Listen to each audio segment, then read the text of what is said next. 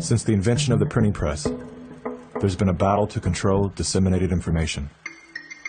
In the early 1900s, oil tycoon John D. Rockefeller took control of every newspaper and news editor of his era.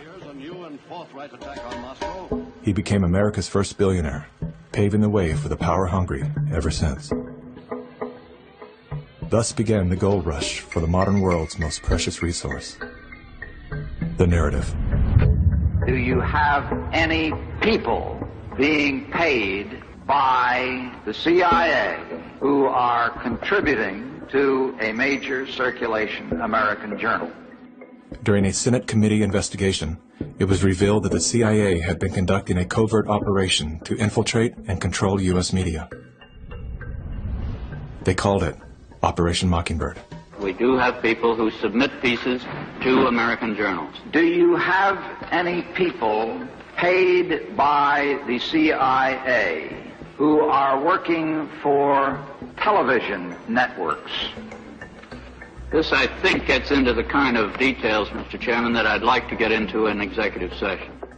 Over 3,000 CIA contracted and trained operatives were placed in key positions within top media outlets. Posing as editors and journalists, these well-paid actors never dared to question the effect of their lives on the world beyond their cozy studio. How often does the CIA manipulate the media in this way? It goes beyond your wildest imagination.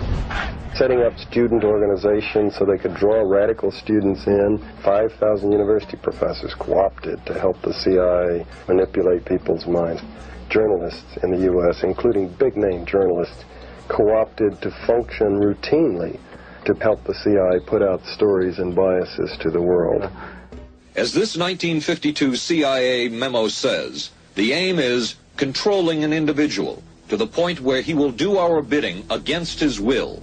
It's a great brainwashing process to change the perception of reality of every American to such an extent no one is able to come to sensible conclusions in the interest of defending themselves, their families, their community, and their country. Would you say that continues today? Well, yeah, I would think probably for a reporter it would continue today, but because of all of the revelations, I think you've got to be much more careful about it. So how do we know that Operation Mockingbird still isn't in effect? Well, we don't. It was the Telecommunications Act of 1996 that opened the door for predatory corporations to monopolize the industries of print and broadcast. This bill protects consumers against monopolies. It guarantees the diversity of voices. Today, a handful of corporate empires own and control the vast majority of everything you read, hear, and watch. From the biggest movie studios, television and radio networks, newspapers and magazines, to the vast universe of internet news and entertainment sites. Amazon has transformed its operations in response to COVID-19 to protect employees and keep packages flowing. The company is keeping its employees safe and healthy while still delivering those packages to your doorstep. The company is keeping its employees safe and healthy. The company is keeping its employees safe. Millions of Americans staying at home are relying on Americans staying at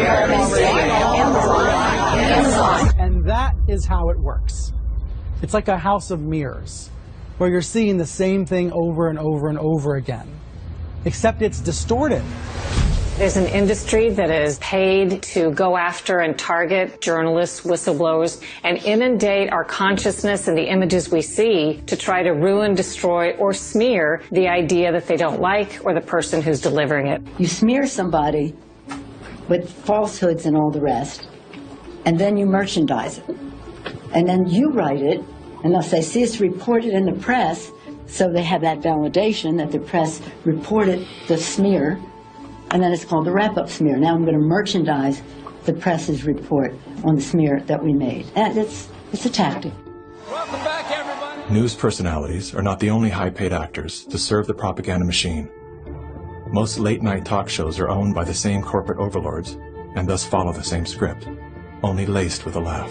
Our main story tonight concerns conspiracy theories. Last Week Tonight with John Oliver featured a skit entitled Coronavirus Conspiracy Theories.